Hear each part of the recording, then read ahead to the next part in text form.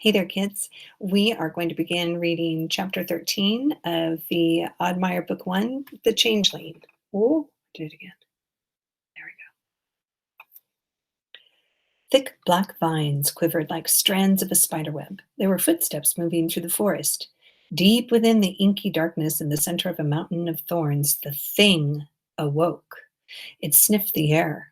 Beyond its shadowy home, beyond the stench of dust and rot and dry bones, beyond the chill winds of the deep, dark forest, the thing smelled fear. There were flies moving across its web. It could feel them. It could taste them. The forest around it was dying. The thing knew it. It could feel death seeping in. There were so few beings left to call the woods their home, fewer still with any real magic.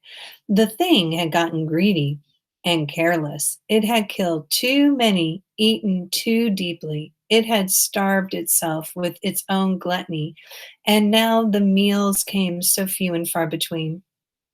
The thing was starting to remember old feelings now, feelings it thought it had buried long ago with its own true shadow.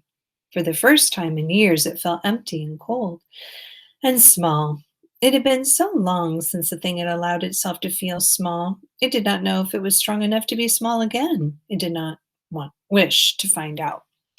No, the thing was never going back. In the heart of that dying forest, the thing drew the shadows around itself, growing larger and larger until it stood as tall as it had on its first night, still cloaked in its tattered shroud of darkness. As the forest died, so too the thing would die. It had accepted this fate, but before it died, it would feed one last time. It would gorge. It would suck the marrow from the bone. Okay. Chapter 14. Wait up, said Tin, pulling his foot free of a particularly persistent stringy root. We've been walking for ages. Are you sure you're not lost? Fable made a face. I keep telling you this is my forest, mine and my mama's. I know exactly where I am. Hey, called Cole from a little way up the hill. There's a building over here, beneath the vines. You found it! Fable clapped. I was wondering if you'd notice. It's a whole cottage. It's got a front door and everything. Cole peeled back the greenery layer by layer. Is this your mother's house? No, said Fable. My mother doesn't like to come here. It makes her sad. Tin slowed, giving the cottage wide berth as his brother picked his way around it, tugging at ivy and peering through the cracks. Why should this old house make your mother sad? Tin asked. It reminds her that she too was late. Oh, that she was too late. Ah, yeah, that's an entirely different sentence. Let me reread it.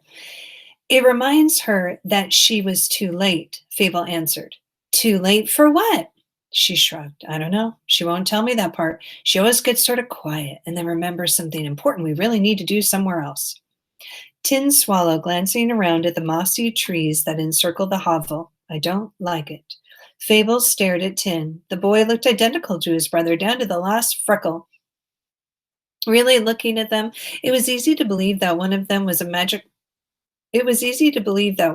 a magical copy of the other. Cole had seemed nervous to speak openly about the changeling thing. If she was going to bring it up with Tin, she would need, what was the people word? Tact. Fable had learned all about tact. Tact was the thing that people did to make their words behave. Tact kept other people from feeling bad because of the things you said. Fable pursed her lips as she considered how to bring up the matter tactfully. Why are you staring at me? Said Tin. Stop it. Are you a goblin? Said Fable. Tact was hard. Sorry, she said. But are you? Tin shrugged. I don't know. That question has haunted him his whole life. After all these years, if they ever reached the goblin horde, this might be the last time that he did not have an answer. He felt a lump in his throat, and as he thought about it, one way or another, at the end of this, one human boy would leave the forest and one goblin would stay behind. He would have the final terrible answer to their terrible question. Cole is picking his way around the back of the cottage now. Be careful! Tin called. Cole waved him away as he slipped around the corner. Do you feel like a goblin? Fable asked. Tin swallowed. Sometimes, I guess. Why are you asking me about this? Sometimes. How? I don't know. Sometimes, I just worry, I guess. I worry that I'm not my own person. Then whose person are you? It's hard to explain. Everyone else seems to know what they want and what will make them happy all the time. But I have no idea. Ordinarily, people get offered choices and they just pick one without needing to see what somebody else picked. I never know what I want. Cole makes choices all the time. Stupid choices, fun choices. He kicked up at the moss. I never imagined going out into the wildwood. But you know what? None of it scares me half as much as just being alone in a room all by myself. Why? Said Fable. What's it like when you're all alone? I don't know. I've never had to be alone. I've always had Cole. He's always had me. And I don't know what I'd be without him. I don't want to know. That's what's so scary. I don't think ordinary people think like that. I don't think ordinary people are afraid of figuring out who they are on the inside. I don't think I am ordinary. I worry about it a lot, actually. And the more I worry about it, the more I worry that I'm right to worry. Dang, you really don't want to be the changeling, do you? I really don't, said Tin, most of the time. But other times what? Other times, I hope it is me. Don't tell Cole. Sometimes I hope I'm the changeling because I wouldn't want Cole to leave me and go off to live with the goblins without me. I don't want to be left alone. If I was the changeling, maybe then I would forget all about being a person when I change back to a goblin, and then I wouldn't have to be afraid of everything anymore. Goblins aren't afraid of stuff? I don't know. Tins took a deep breath. They're probably afraid of different stuff. There's another reason, too. Fable waited patiently. Cole's just better at living, better at being a person than I am. He's a good person. How? Lots of ways. Like one time, these kids in school were picking on my friend Evie just because she's small. They did it for weeks, and I didn't do anything. I didn't know what to do. I hated those kids. Cole found out, and he just fixed it right then. Did he hurt him? Not exactly. He had a bunch of marbles tied up in a handkerchief, so he poured them out into his pocket and handed the handkerchief to Evie, who just looked at him funny. Then he loaded up his fountain pen in the inkwell and sprayed ink all over one of the bullies, right in the guy's face. Everybody laughed at him. I laughed at him. Evie wound up being the only one to help the guy get cleaned up.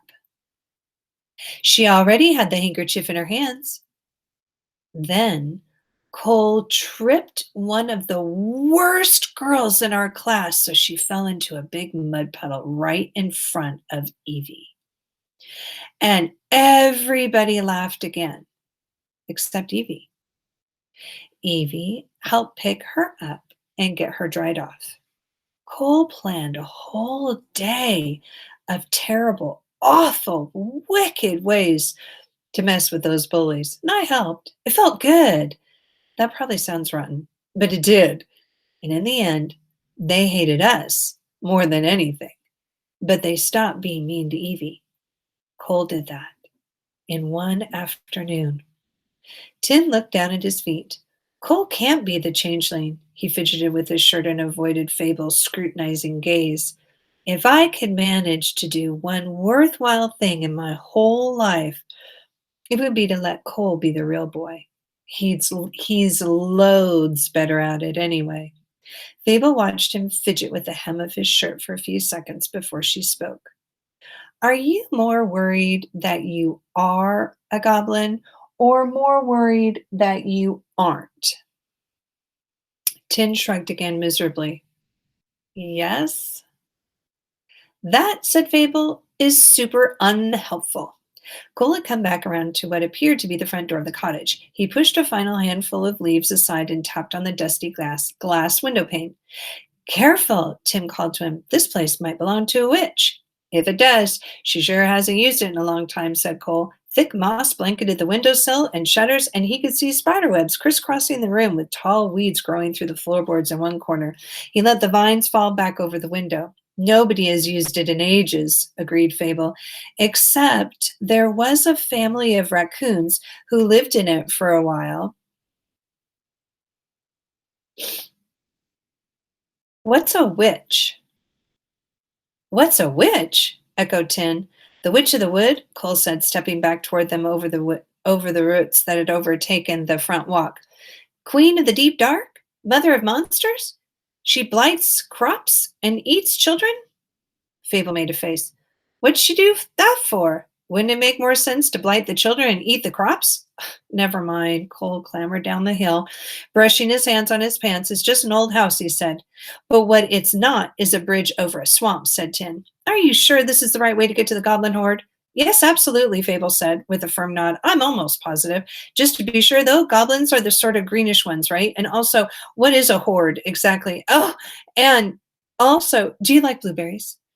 Blueberries are my favorite. What? What? What do you mean? Tin felt like his whole face was turning red. No, no, no, no, no.